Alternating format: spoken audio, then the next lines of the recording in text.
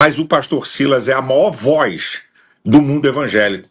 O que acabaram de fazer é jogar todo um poderoso segmento social contra o STF. Eu não poderia deixar de trazer para vocês o nosso pastor Silas Malafaia. Por favor, Brenda, coloca na tela. Pastor Silas Malafaia, obrigado pela presença mais uma vez. A gente conversou há poucas semanas depois das manifestações. E agora essa notícia, essa novidade, né? A inclusão do seu nome neste inquérito.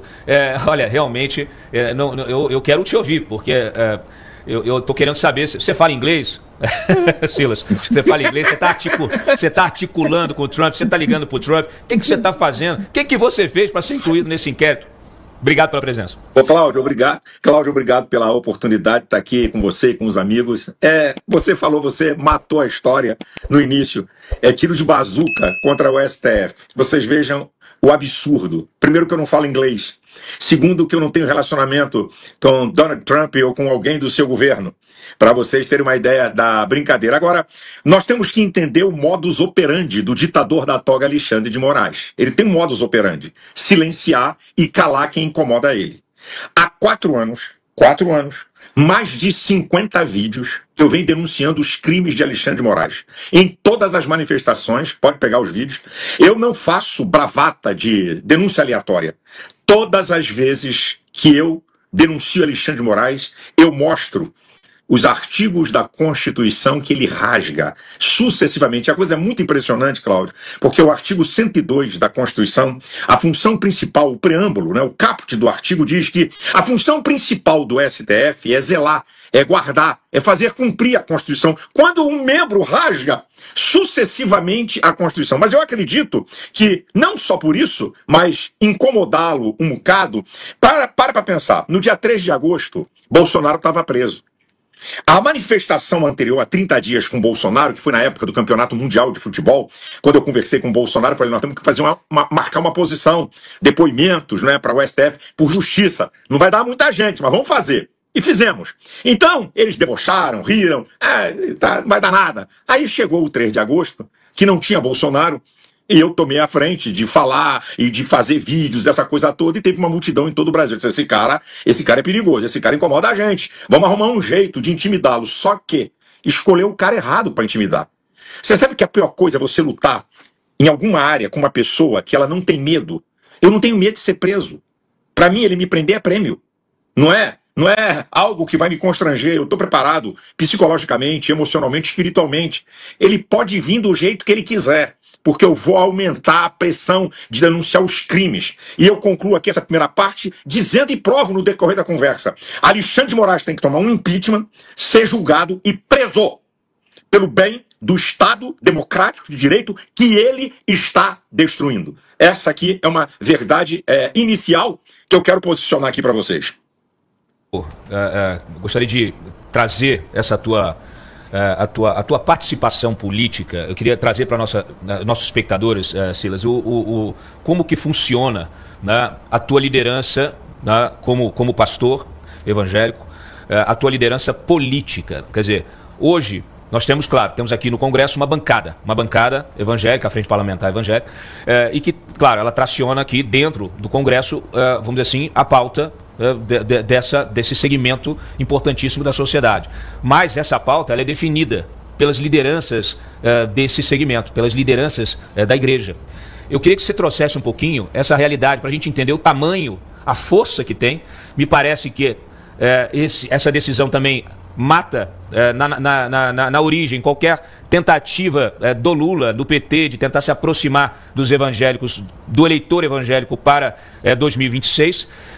E eu queria entender um pouquinho que o senhor contasse um pouco para a gente como está reverberando isso entre as demais lideranças, né? Essa absurda inclusão sua, porque efetivamente, quando você passa a investigar uma liderança religiosa pelo que ela fala, não tem crime aqui envolvido. O senhor não foi pego cometendo um crime, roubando, fazendo nada disso, né? Inclusive nem articulando, né, que eles estão considerando crime, que a gente considera que não é crime, nem articulando, porque não possui esses canais para articulação lá na Casa Branca. Me parece que os articuladores já estão lá, né? Então, o senhor está sendo investigado apenas pelo que o senhor fala. Então nós temos uma liderança política e religiosa brasileira, importantíssima nesse meio, que tem outras né, tem relacionamento com outras lideranças dentro de uma nação, né?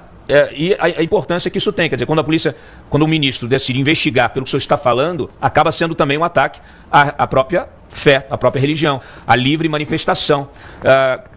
Por favor, traz um pouquinho dessa realidade, do impacto dentro e também político disso. Eu vou... a Bela Megali, do Globo, publicou hoje uma coisa interessantíssima. O ministro André Mendonça, que é evangélico, falou com Gilmar Mendes e com o presidente da corte, o Barroso, dizendo o seguinte: o pastor Silas Malafaia não é unanimidade no mundo evangélico. Eu não sou unanimidade, nunca tive pretensão disso, isso nem Jesus foi, eu quero ser.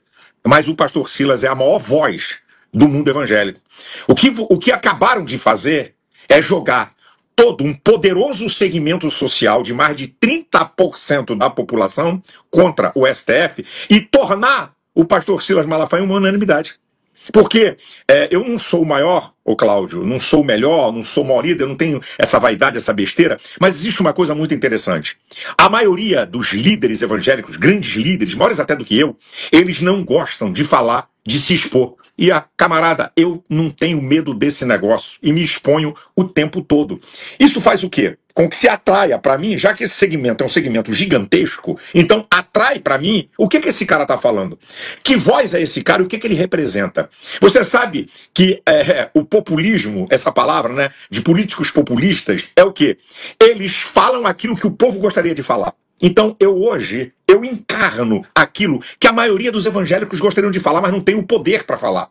Né? Eu tenho acesso a toda a imprensa, né? Eu todo dia tem jornalista que fala comigo, eu dou informação, eu dou entrevista. Então, eu me tornei uma voz não unânime, por favor, mas uma voz muito poderosa desse segmento, representando esse segmento. Então, o que o André falou é uma verdade. Eu não sou unanimidade, mas Alexandre de Moraes está fazendo com que eu seja.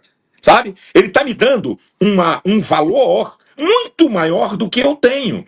Ele está me dando um tamanho muito maior do que eu tenho. E eu conheço como é que o pensamento do povo evangélico. Eles não entendem a grande massa evangélica como uma questão política. Eles entendem como uma perseguição religiosa. Eles não entendem que isso é uma questão, não. Isso aí é uma questão política. O Malafaia se posiciona e aí vem o ministro e... Não. Isso é perseguição religiosa. Tá?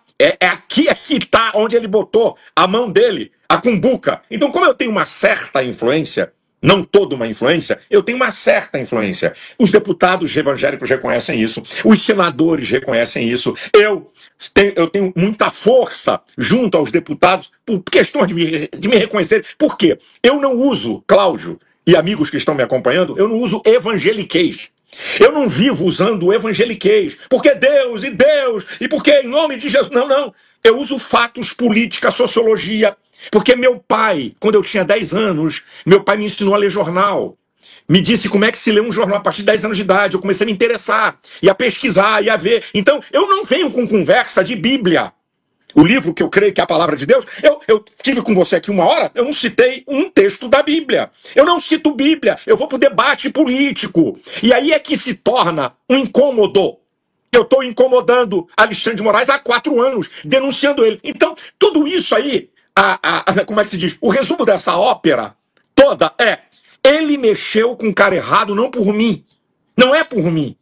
É pelo segmento que eu represento, que é um segmento gigantesco nesse país, que são os evangélicos.